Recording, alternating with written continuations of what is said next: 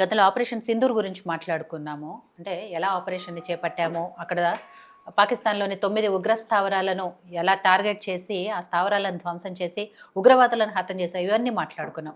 But ఇప్పుడు ఇరు దేశాల మధ్య కాల్పుల విరమణ ఒప్పందం జరిగింది కాబట్టి, ప్రస్తుతానికైతే ఆ ఉద్రిక్త వాతావరణం గాని, యుద్ధ వాతావరణం గాని వీటన్నిటికీ తెరపడింది. కాస్త ఊరట దొరికింది భారత సైన్యానికి కానివ్వండి, భారత ప్రభుత్వానికి, భారతదేశ పౌరులకు కూడా. కానీ అంటే ఆల్ ఆఫ్ సడెన్ ఏం జరిగింది? ఎందుకు కాల్పుల విరమణ అంగీకరించాల్సొచ్చింది? ఇవన్నీ కూడా చర్చ జరుగుతున్న పరిస్థితిలో ఏం జరిగింది? అందరికీ నమస్కారం. ముఖ్యంగా ఈ యొక్క భారత్ పాకిస్తాన్ సంబంధిత కాల్పుల విరమణ అనే అంశంపై ఈరోజు మీరు చర్చా వేదిక సందర్భంగా వీక్షకులకు, ప్రేక్షకులకు, అదేవిధంగా ప్యానెల్లో ఉన్నటువంటి పెద్దలకు అందరికీ నమస్కారం. గత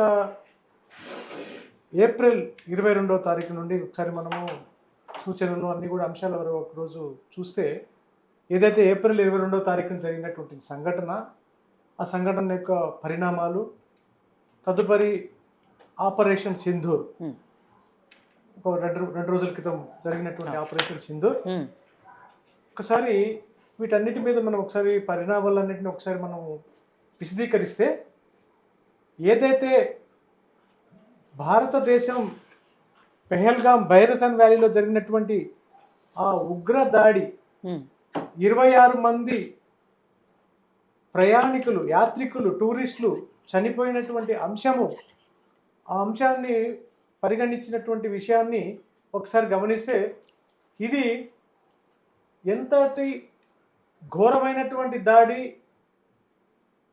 భారతదేశ ప్రజలు 140 కోట్ల మంది ప్రజలు ఈరోజు ఆ దాడి గురించి ప్రతి ఒక్కరూ జీర్ణించుకోలేనటువంటి ఒక దాడిని పరిగణించాం. అదే అంశం మీద ఒకసారి చూస్తే,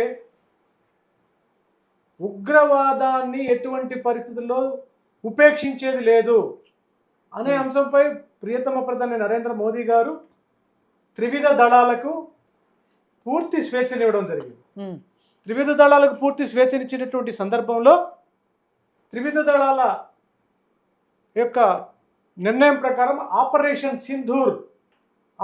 సింధూర్ అనేటువంటి ఒక నినాదంతో మన ఆడపడుచుల యొక్క సింధూరాన్ని, నుదుటి బొట్టును చెడిపినటువంటి ఉగ్రవాదులపై పూర్తిగా చర్యలు తీసుకోవాలన్నటువంటి ఒక నినాదంతో ఆపరేషన్ సింధూర్ని అవలంబించి ఆ ప్రక్రియలో 9 ఉగ్రస్థావరాలను నిలువరించడం జరిగింది.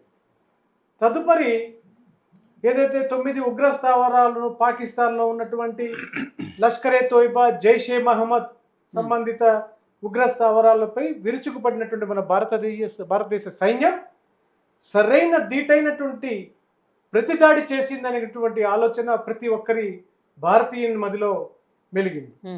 తదుపరి పాకిస్తాన్ కవ్వింపు చర్యలు ప్రారంభించింది. మీరు చూశారు, ఆపరేషన్ సింధు తర్వాత మొన్నటి రోజున జరిగినటువంటి వరుసగా జరుగుతున్నటువంటి సాయంత్రం చీకటి పడగానే కవ్వింపు చర్యలు చేయడం, డ్రోన్లు పంపివ్వడము, అదేవిధంగా ఆ డ్రోన్ల ద్వారా మన యొక్క ఢిల్లీ క్యాపిటల్గా జమ్మూ కాశ్మీర్ వేదికగా ఎన్నో దాడులు చేయాలని అనుకోవడం, దానికి టిట్ ఫర్ టాట్ వాళ్ళు ఏదైతే ఆలోచించారో దానికి టిట్ ఫర్ టాట్గా మన సైన్యం, మన త్రివిధ దళాలు, ఆర్మీ, నేవీ, అదేవిధంగా వాయుదళాలు, ఈ 3 కలిసి ఎటువంటి జవాబునిచ్చాయో ఈరోజు మన యొక్క సైనిక సంపద, మన భారతదేశ సైనిక శక్తి, ఈరోజు భారతదేశం యొక్క సైనిక శక్తి ఈరోజు ప్రపంచం మొత్తం మాట్లాడుకునే స్థాయికి ఈ యొక్క ఆపరేషన్ సింధూర్ 1 కానీ 2 కానీ జరిగినటువంటి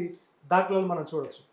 ఇకపోతే ఈ యొక్క సందర్భంలో ఈ కాల్పుల విరమణ అనేటువంటి 5 గంటలకి ట్రంప్ మాట్లాడినటువంటి అమెరికా అధ్యక్షుడు ట్వీట్ చేసినటువంటి సందర్భంలో, అంతకు ముందే 4 గంటలకి 3:30-4 గంటలకి మన దేశ ప్రియతమ ప్రధాని నరేంద్ర మోదీ గారు భద్రతా దళాలతో, అంటే గత 3-4 రోజుల నుంచి చర్చ చేస్తున్నారు. సంబంధిత అంశాల మీద ఎప్పటికప్పుడు నివేదికలు తెచ్చుకుంటున్నారు. సంబంధిత అంశాలపై ఏదైతే పాకిస్తాన్పై ఏ విధమైనటువంటి వ్యూహాలు ఏ విధంగా చేస్తున్నారనే దానికి ఫుల్ టచ్లో ఉంటూ 4 గంటల స్టేట్మెంట్ ఒకసారి పరిశీలిస్తే, ఇక మనము ఉపేక్షించేది లేదు, మనం యుద్ధం చేయబోతున్నాం, ఉమ్. తదుపరి ఏ చర్య అయినా అది ఉగ్రవాద చర్యగానే మనం పరిగణిస్తాం అని 3 గంటల నుంచి 4:30 మధ్యలో జరిగినటువంటి మీడియా కథనాలు కావచ్చు. అదేవిధంగా మోడీ గారు కూడా తన ట్విట్టర్ వేదికగా కొన్ని ట్వీట్ చేసినటువంటి అంశం చూడవచ్చు. అంటే ఇప్పటి వరకు చూసింది ఇంకా చాలు, ఇక మనము ఈ యొక్క అంశాన్ని తీవ్రంగా పరిగణించి ఈ రోజు నుండి ఇప్పుడు ఉగ్రవాది ఏ చర్య చేసినా ఉగ్రవాద చర్యగా మనం పరిగణించి ఇక యుద్ధమే చేద్దాం, మనం యుద్ధం చేద్దాం అనేటువంటి నిర్ణయానికి వచ్చిన తరుణంలో ఈ యొక్క కాల్పుల విరమణ అనేది జరిగినటువంటి ఒప్పందం ఏదైతే ఇప్పుడు మన విదేశాంగ మంత్రితో మాట్లాడినటువంటి వైనం కానివ్వండి, ట్రంప్ మధ్యవర్తం చేసుకొని ఇప్పుడు చేస్తున్నటువంటి ఈ అంశాన్ని, ఇది కేవలం రేపు మధ్యాహ్నం 12 గంటల వరకే అనుకుంటాను. ఐ థింక్ ఎల్లుండి 12 గంటల వరకు ఈ కాల్పుల విరమణ జరిగింది. ఏమైనటువంటి అంశాలు ఉన్నాయన్నటువంటి ఆలోచనని మనం కూడా ఒక అమెరికాని మన ప్రపంచంలో ఉన్న అగ్రరాజ్యం కాబట్టి అమెరికా మన మధ్యవర్తిత్వాన్ని పోషిస్తున్నానని వచ్చింది కాబట్టి మనం గత వారం రోజుల నుంచి ఉగ్రవాదాన్ని సహించేది లేదన్నటువంటి అమెరికానే, చైనా కూడా ఉగ్రవాదాన్ని సహించేది లేదని చెప్పినటువంటి చైనా కానీ అమెరికా కానీ ప్రపంచ దేశాలన్నీ కూడా ఈరోజు మన భారతదేశం వైపు ఉన్నాయి, భారతదేశానికి మద్దతుగానే ఉన్నాయి. కొన్ని దేశాలు తప్ప అవి ఏ దేశాలు కూడా మనకు అందరికీ తెలిసిందే.